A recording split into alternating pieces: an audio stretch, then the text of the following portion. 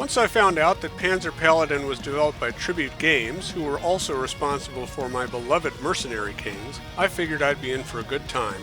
And indeed, it does not disappoint. Here, players take control of a rescue android named Flame, who pilots a big mech called Grit.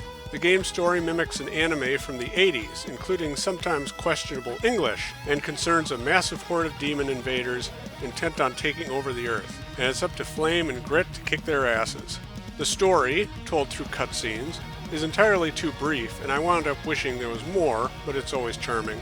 To give you some idea of what Panzer Paladin is like, take the level selection and general level design of Mega Man, the sword combat of Zelda 2, and the dual role of Blaster Master. That's the basic recipe, but like the Darksiders series, Panzer Paladin successfully weaves these inspirations into something unique. Our daring duo travel to countries all over the world to halt the demonic threat, each of which is lorded over by a boss. Grit doesn't have a gun of any kind, but attacks with comically large melee weapons, which are dropped by enemies or found in each level. There are a dizzying array of armaments, many of which reflect the areas they're found in. Hockey pucks in Canada, katanas in Japan, Macahutul clubs in Mexico, etc. You'll also find frying pans, chainsaws, and massive skull maces. When you defeat a boss, they'll drop their unique weapons too. Each weapon, however, has a durability rating. Hitting enemies or breaking walls slowly decreases that durability, and the weapon will eventually break. The twist is that voluntarily breaking a weapon before it's destroyed, by holding ZL and ZR, will cast a spell that will temporarily benefit you in some way. There are 14 spells total, and every weapon has one. Some of these spells are passive buffs, but others can heal you, improve your next weapon's durability, allow you to fire a Zelda-like energy ball from your next weapon, or even give you wings. These spells are important for your survival, especially the healing spells, because enemies don't drop health pickups. You can find health-restoring energy tanks in each stage, but they're very rare and must be utilized by Flame while outside of Grit. In addition, Grit's sword-fighting style is similar to Link's in Zelda 2. Grit has an omnipresent shield, which will repel many attacks, but you have to match your enemy's high or low gambits. It's unfortunately not always clear. I found some enemy telegraphing animations to be a bit too similar, but it's not a big deal. Most enemies who engage in sword fighting also have a shield, and Grit will also have to attack high or low to deal with them. Grit can also use an upward jab and a down thrust. The upward jab is also functionally your double jump. I was having a tough time with some of the platforming until I realized this. Grit's standard jump has about the same range and required precision as the old-style Castlevania games, but using an upward jab is a huge help. Finally, Flame will occasionally have to eject from Grit to explore areas that Grit cannot fit through. Luckily, she'll always eventually come across a teleportation pad that will summon Grit back to her.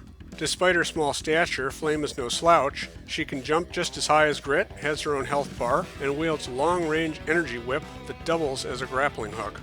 If Grit is disabled by an enemy or boss attack, Flame will pop out and try to avenge her fallen comrade. I've finished off 3 bosses using Flame alone. Her Achilles heel is spikes, which merely damage Grit but kill Flame outright. I will say that even on normal difficulty, Panzer Paladin is a tough game, especially early when your health has not been upgraded. In between levels, you can sacrifice saved weapons in a laboratory to enhance Grit's health. Until you start doing that, however, expect to rely heavily on healing spells, especially during boss fights. You can, however, toggle the difficulty on the stage select screen. The bosses are wonderfully diverse, deliciously metal, and each battle is completely unique, but expect some to put up a tougher fight than others. I also want to highlight the game's music, which is generally excellent, and for some reason brings to mind the score from Bionic Commando Elite Forces. Always a good thing. Outside of the game proper, Panzer Paladin offers some interesting bonus modes. You can toggle a screen filter that mimics a CRT display, and even a curved CRT display, which is actually how I prefer to play it. There's a super cool Blacksmith mode where you can design your own weapons, which will then be found during the game. There's a speedrun mode, in which each level has its own leaderboard. Beating the story unlocks an interesting version of New Game Plus, in which the level designs change pretty significantly, and a tournament mode, which is essentially a leaderboard-leaning boss rush. I was extremely taken by Panzer Paladin, but I do have some minor gripes. My biggest issue is that the game's camera occasionally forces you to make some blind drops, a couple of which turned out to be bottomless pits. The first part of the final level is the biggest offender here, but there were several times where I just wasn't sure where I could and could not safely jump. I wish more folks would adopt a way-forward Shantae solution for bottomless pits, but here we are. Finally, each level is quite long, and while that's not a bad thing in itself, I wish there were more checkpoints. Checkpoints, by the way, are completely optional, as you have to sacrifice a weapon to use one. Each level has one main checkpoint and another one right before the boss. It's always a kick in the teeth to fall in a pit right before that boss fight and have to go all the way back to a checkpoint. Overall, though, Panzer Paladin is a charming, satisfying platformer that I enjoyed immensely. It even managed to do the impossible, make at least one aspect of Zelda 2 enjoyable. This video was made possible by our generous supporters on Patreon.